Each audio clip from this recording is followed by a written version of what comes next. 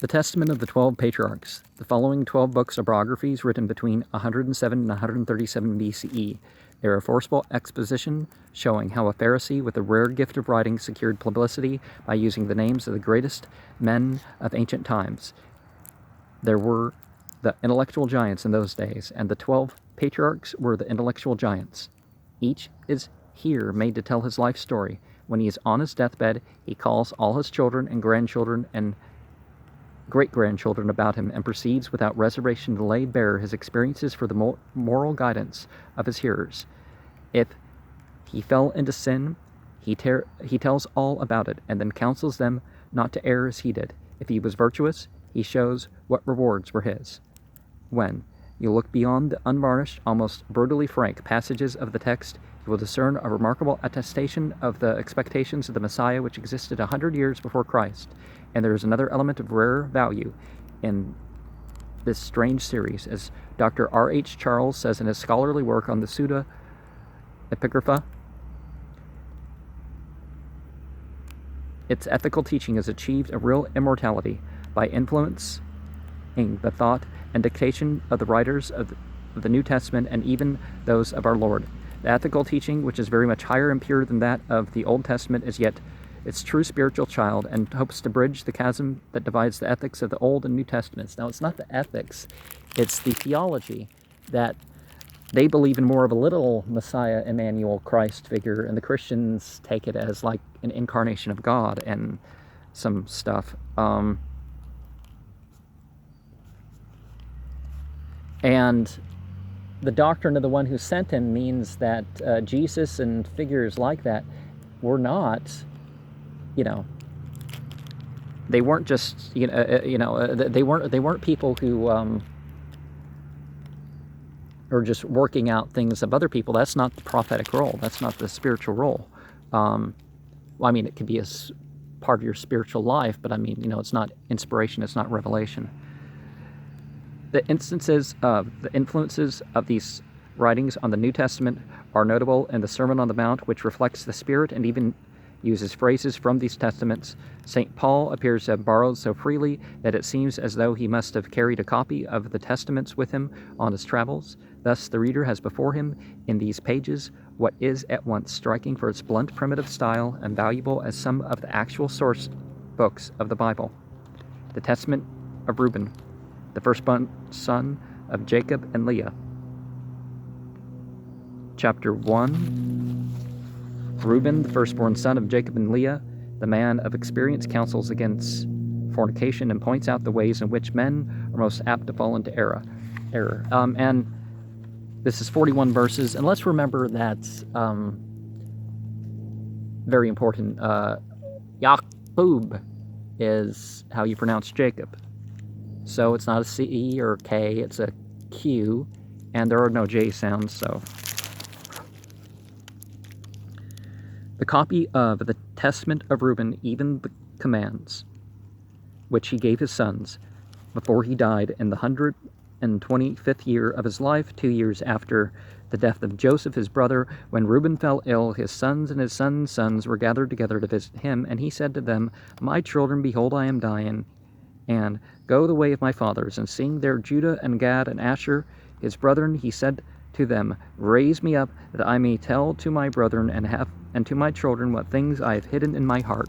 For behold, now at length I am passing away." And he arose and kissed them, and said unto them, "Hear, my brethren, and do ye, my children, give ear to Reuben your father, in the commands which I give unto you. And behold, I call the witness against you this day, the God of heaven, that you walk not in the sins of youth and fornication, wherein I was poured out and defiled the bed of my father Jacob. And I tell you that he smote me with a sore plague in my loins for 7 months, and had not my father Jacob prayed for me to the Lord would have destroyed me. For I was 30 years old when I wrought the evil thing before the Lord, and for 7 months I was sick unto death.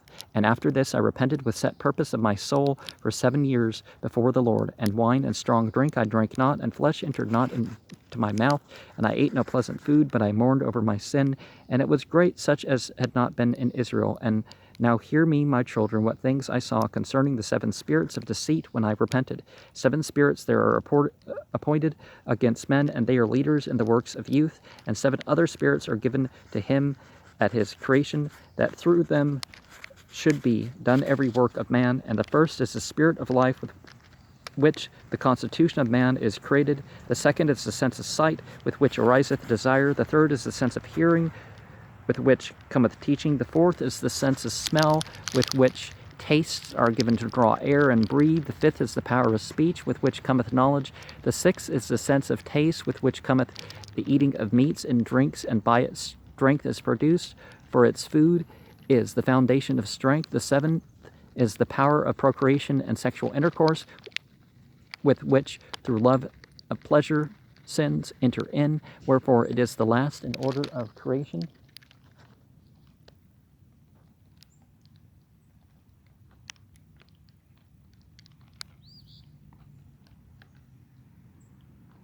And the first in that of youth, because it is filled with ignorance, and leadeth the youth as a blind man to a pit, and as a beast to a precipice. Now, just like in what they call Hindu text, a lot of this ignorant stuff, it's not the mode of ignorance, it's the mode of darkness, or the mode of drives by themselves, or something. It's so I'd have to know which word's being used here. Besides all these, there is an 8th spirit of sleep, with which it is brought about the trance of nature and the image of death. With these spirits are mingled the spirits of error. First, the spirit of fornication is seated in the nature and in the senses. The second, the spirit of insatiableness in the belly. The third, the spirit of fighting in the liver and gall. The fourth is the spirit of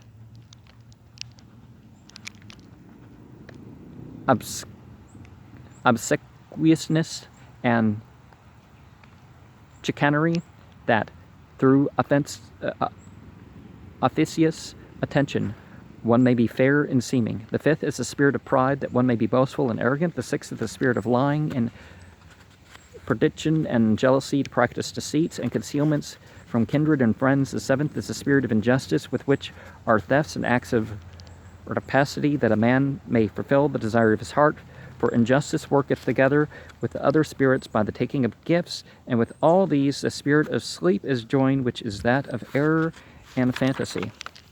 And so perisheth every young man, darkening his mind from the truth, and not understanding the law of God, nor obeying the admonitions of his fathers, as befell me also in my youth. And now, my children, love the truth, and it will preserve you. Hear ye the words of Reuben your father. Pay no heed to the face of a woman, nor associate with another man's wife, nor meddle with affairs of womankind. For had I not seen Bilhah bathing in a covered place, I had not fallen into this great iniquity. Now, to throw another Abrahamic religion into this, Islam does not believe that anybody is tempted beyond what they can bear. Now, people seek to cross the lines. How many of those lines can you cross? But, accident or somebody comes to tempt you, and, you're able to, this is stuff you're able to turn away. For my mind, taking in the thought of this woman's nakedness, suffered me not to sleep until I had wrought the abominable thing. Well, there are certain things that help you sleep. You just don't repeat over and over in your mind certain stuff.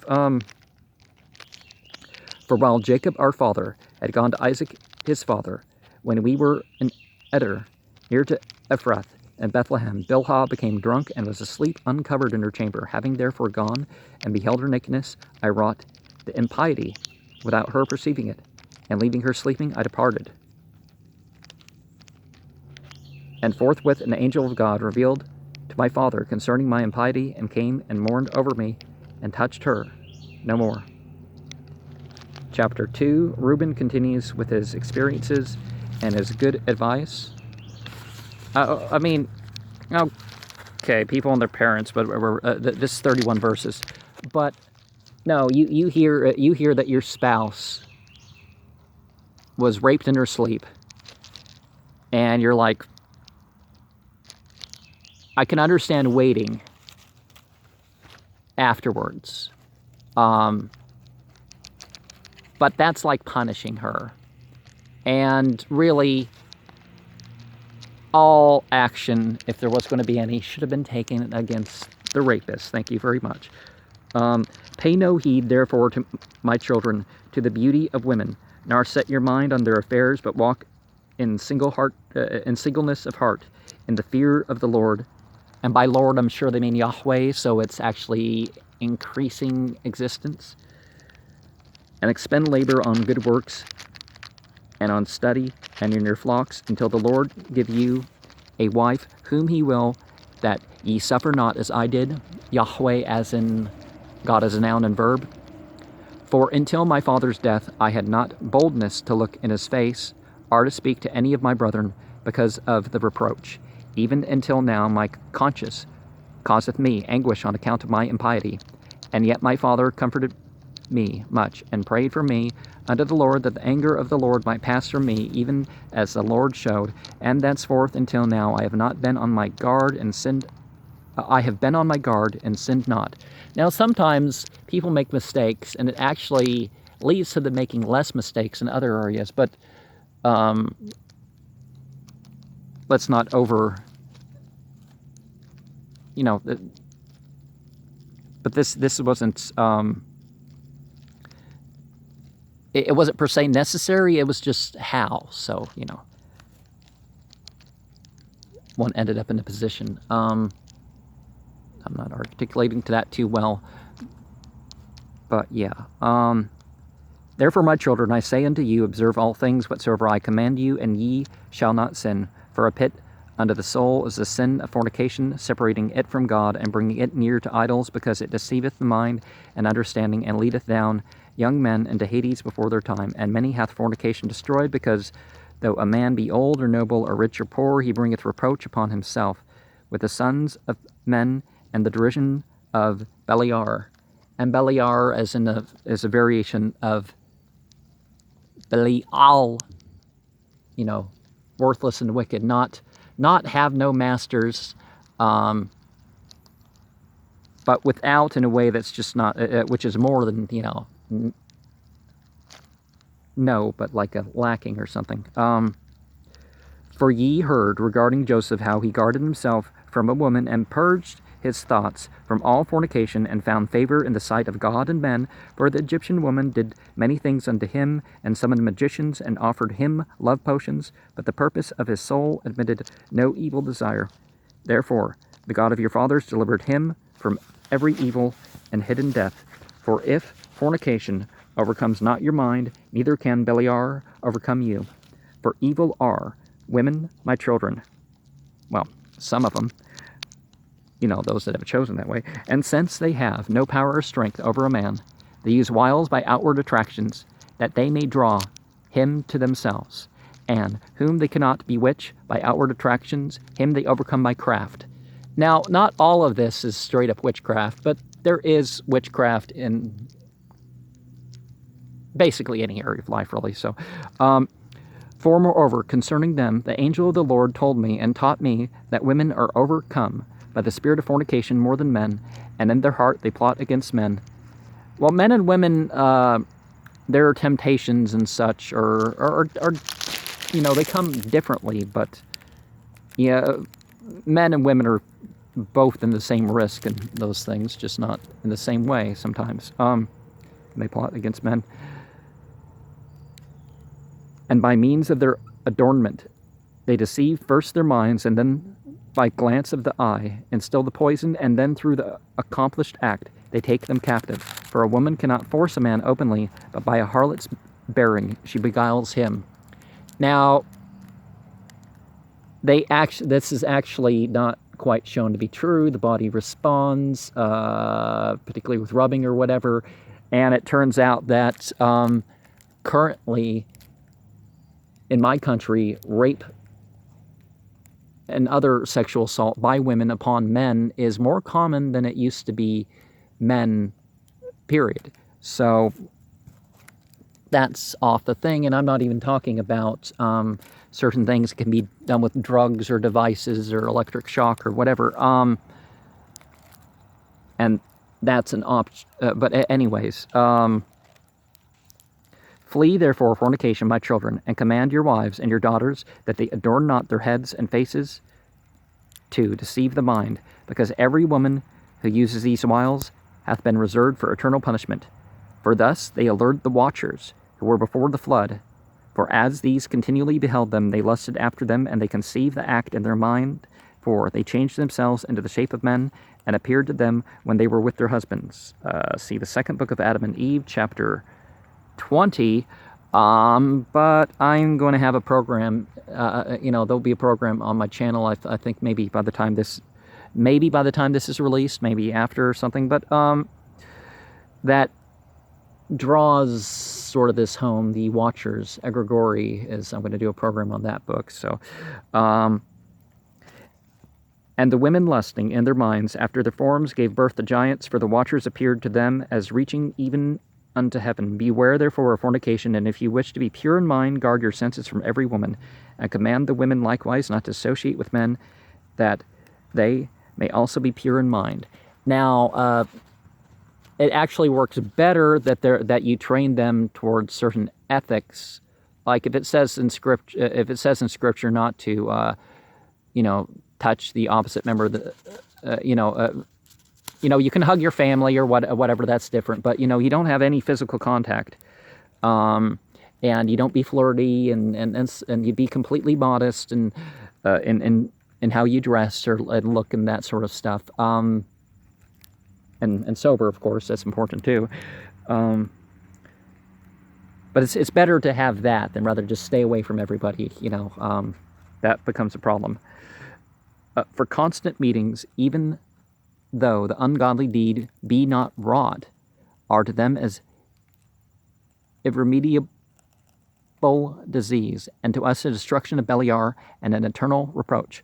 For in fornication there is neither understanding nor godliness, and all jealousy dwelleth in the lust thereof. Therefore, then I say unto you, ye will be jealous against the sons of Levi. And in Aramea, it's a W sound rather than a V sound, so Lawi, and will seek to be exalted over them, but ye shall not be able. For God will avenge them, and ye shall die by an evil death. For to Levi God gave the sovereignty, and to Judah with him, and to me also, and to Dan and Joseph, that we should be for rulers. Therefore I command you to hearken to Levi, because he shall know the law of the Lord, and shall give ordinances for judgment, and shall sacrifice for all Israel unto the consummation of the times, as the anointed high priest, of whom the Lord spake. I adjure you by the God of heaven to do truth each one unto his neighbor, and to entertain love each one for his brother, and draw ye near to Levi in humbleness of heart, that ye may receive a blessing from his mouth.